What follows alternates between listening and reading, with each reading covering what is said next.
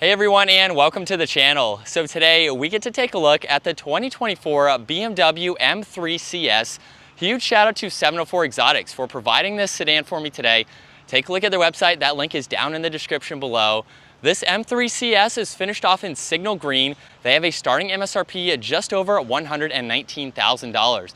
Now powering the M3 CS, this is the 3-liter twin turbo inline 6-cylinder.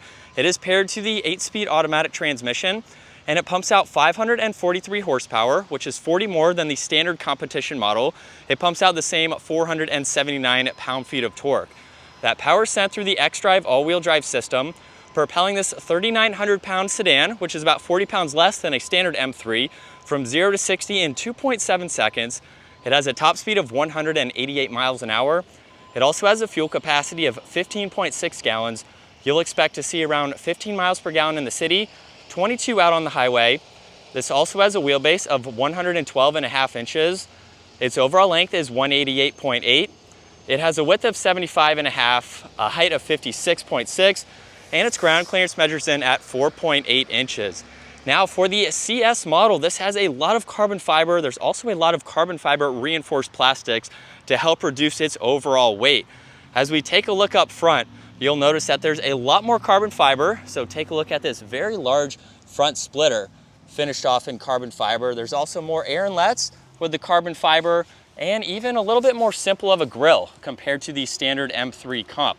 You'll notice the CS badge, all of the red accents too. There's parking sensors up front, and then there's even the carbon fiber hood. So it is painted with the exposed carbon fiber on both sides to give it a really unique look.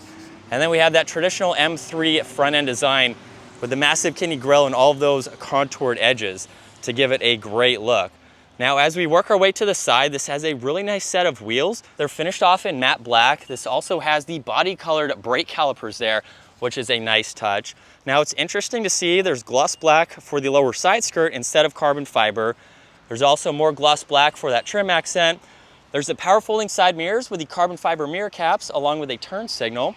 Carbon fiber roof up top, and then gloss black surrounding the windows to blend it in nicely. And then very nice lines that run down the side, and being finished off in this green. It's definitely a bold color, but it shows off all of the lines very well. Now in back, there's a carbon fiber spoiler, very small here, but has a great look to it. There's the LED taillights with the darker housing there. Backup camera with all of the parking sensors. There's more carbon fiber and a mix of the gloss black for the lower diffuser. This also has the quad tip dual exhaust with those matte black tips. And then it does also have remote start. So if you triple tap on that lock button, you can start it up and you can turn it off as needed, which is a really nice feature. Now you can also use the button on the key fob or the one up underneath to open up the trunk, where this is still a practical family style sedan. So you have plenty of space. There's also the ability to fold down the back seats. So when you do that, you get a lot more interior storage for some larger items. There's no storage underneath the floor there, but at least you have the ability to do that, making it a little bit more practical. Now, as you heard, it just lock. So as we walk up to the vehicle, you can lock and unlock this with all 4 doors. And then with this interior, you'll see all of the black leather with red stitching. There's Harman Kardon, interior lighting with the brushed aluminum and storage in that lower section. And then there's a mix of red and the black leather here with the stripes running down the seatbelts there. Really nice design to see. And as you can tell, we have a quick sneak peek at the carbon fiber bucket seats for this model. So there's no storage pockets behind those seats. There's no climate vents or anything in the middle. We just have this section right here. You have a small bulge in the middle if you have a middle seat passenger. You can also fold down this middle seat. So you don't have any cup holders or anything. You could use that as an armrest if you needed to. And then as far as headroom goes, at 5'10", I have about a ½ inch or so of headroom, so I can sit up and be comfortable in the back. Definitely a good place to be, even with this more track-focused sedan. Now up front, you'll notice the door panel is just like the rear. There's memory seating adjustments, your power folding side mirror controls, window adjustments, and the trunk release as well.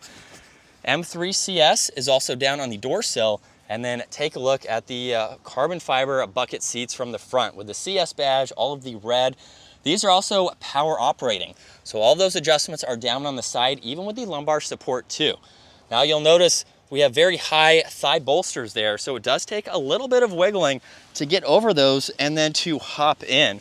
But once you are in, this is where you want to be.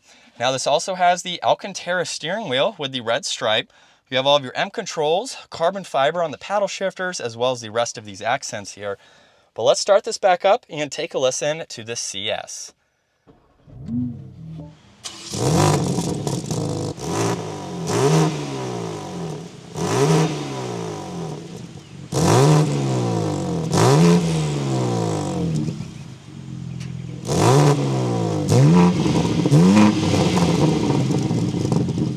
And coming back to the gauge cluster now, you'll see on the left side there's fuel along with miles per hour. Right side, there's your tach along with engine temperature. And then to go through the rest of that information, just use this button right in the middle. You have volume tuning, Bluetooth, and voice controls surrounding that. But with the rotary dial, now we can go through all of this content. So you can pull all of this up. For some more daily driving information, you have the driving settings that the vehicle is currently set up in. And then you can monitor the rest of this information as needed. Now there's also the head-up display, so I can scroll over to that, where you have a few different settings, just depending on what you would like to see. And then over on this left side, all of the cruise control settings. And then on the far left, you get a little bit of storage, along with all the headlight controls. There's more of the ambient lighting, along with one air vent. Leather covers the entire dash. And then for the infotainment system, you have a lot more to go through. So if we go to the home screen, you can swipe through all of these widgets, just depending on what you would like to see. You can add and customize this as needed. On the left side, you can get through all of these settings here. You have your M drift analyzer, your M lap timer, so that way you can view all those stats and keep everything saved depending on what you'd like to see. Apple CarPlay, Android Auto, you have a lot more here that you can quickly go through. There's also shortcuts to your music phone and navigation to bring that up in full screen. Climate menu is right in the middle, so you can get to the heated seat option. So you do have heated seats for the sport bucket seats here. Very nice to see that. You have your fan speed, where you'd like the air to go, and temperature dials as well. There's more carbon fiber underneath that with 2 air vents. You have power and volume tuning. There's also wireless charging. You have a little bit of storage with an auxiliary and a lot more carbon fiber surrounding everything on the middle. Now you also have all these shortcuts here, so you can use those to further get through this screen here. You don't have to use it as a touchscreen system. And then let's put this into reverse, where we have the backup camera along with these sensors there. We can put it back into drive along with sport mode. You have park and the ability to adjust how quickly or slowly you want the transmission to shift. Now on this left side, we have traction control, parking sensors, engine start stop. If I push on M mode, this is how you can actually change the gauge cluster and the head-up display. So now you have a little bit more of a sporty vibe with the driving modes on the left and then some more info on that right. And then the tach is also going to be much larger on the head-up display. You can also go into setup, and this is how you can get into M1 and M2. So you can have these configured and ready to go, which is very nice. So those shortcuts can get you through all of that. There's also the exhaust note, auto hold, and the e-brake. This is your center armrest, so you just have this leather pad with a little bit of storage behind that. And then glove box has plenty of space. You have garage door buttons up top with the rear view mirror, and then a call button and the dome lights as well. But we'll take a look at visibility for this M3. It's a pretty easy vehicle to see around, just being more of a normal sedan. You have a lot of glass and a lot of windows to look out of. Now, unfortunately, we are not getting this exact BMW M3 out on the road. It doesn't weigh that much less than a normal M3 comp, so we'll hop into a comp model and see what that is like to drive. I will say though, we had an M4 with these seats and they are very comfortable. A little bit hard to get in and out of, but once you are sitting in this seat, it is very, very nice. I would opt for these seats just because how comfortable they are for my body style. It's definitely going to hold you well around those turns.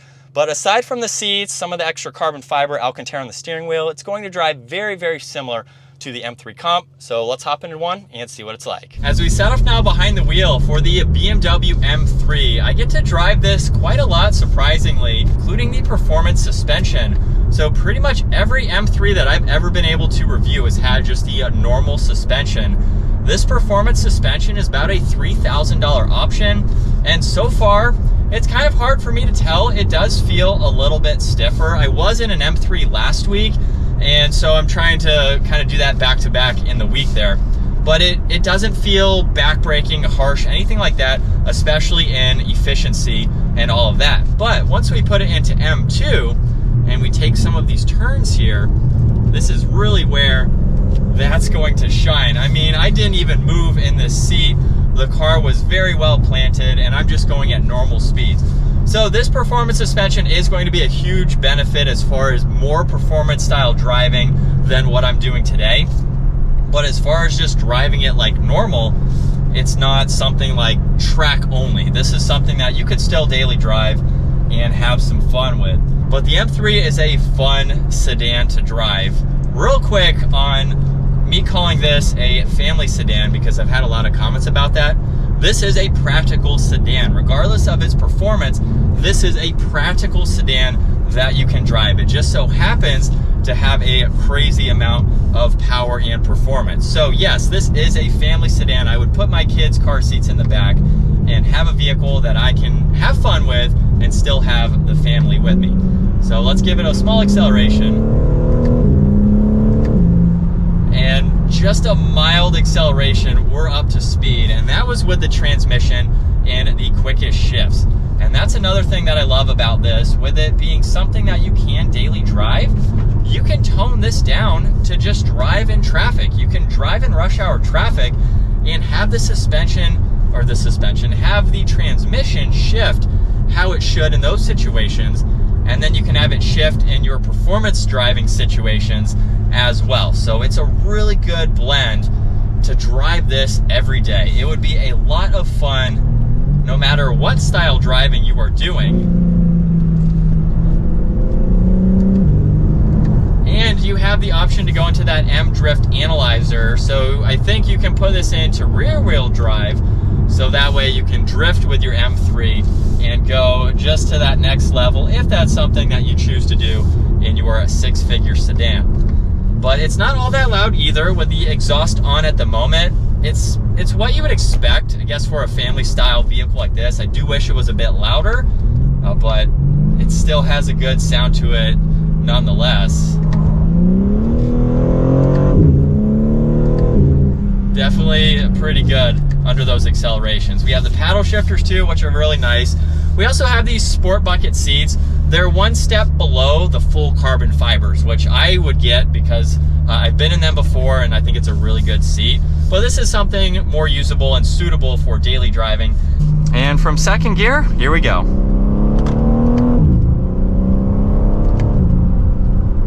Now with it in the quickest shifting setting, you can feel some of the shifts. Now I'm short shifting as well, so it might be different when you really rev this out. But if we tone it back now to basically the slowest shifting setting, this is something for daily driving. We'll give it another acceleration.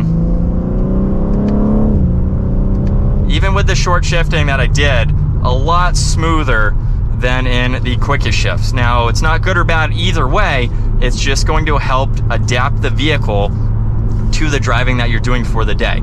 Personally, I like a little bit of that drama in the shifts. So when they're going through them, they're quick, but you can feel them too, which just gives you that added driver engagement.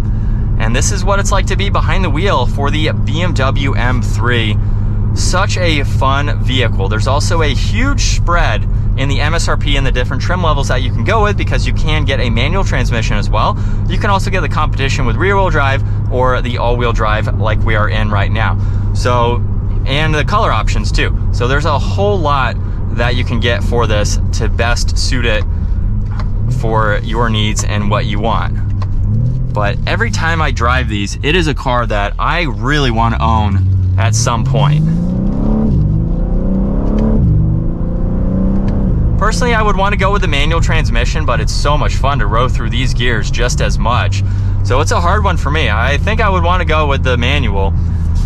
I haven't been in one of those in quite some time, but the M3 in general is a really cool sedan. If you're looking for performance, you want to bring your friends with you, you have a vehicle that you could take to the mountains and just have a blast with other people. So it's a very practical vehicle with this type of performance to it. And that is going to wrap it up for the 2024 BMW M3 Competition. Once again, huge shout out to 704 Exotics for providing this very unique M3 for me today. Check out their website. That link is down in the description. And if you enjoyed today's video, give it a huge thumbs up. Consider smashing that subscribe button so you don't miss out on our daily uploads. And I will see you all in the next video.